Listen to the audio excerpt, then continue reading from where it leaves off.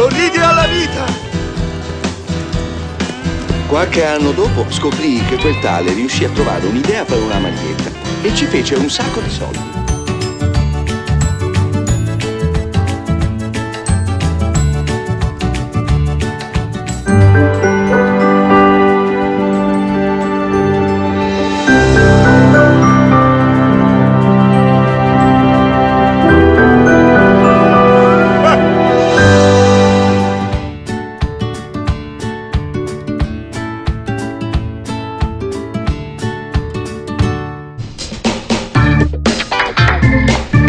E qualcuno disse che la pace nel mondo era nelle nostre mani. Ma io giocavo solo a ping pong.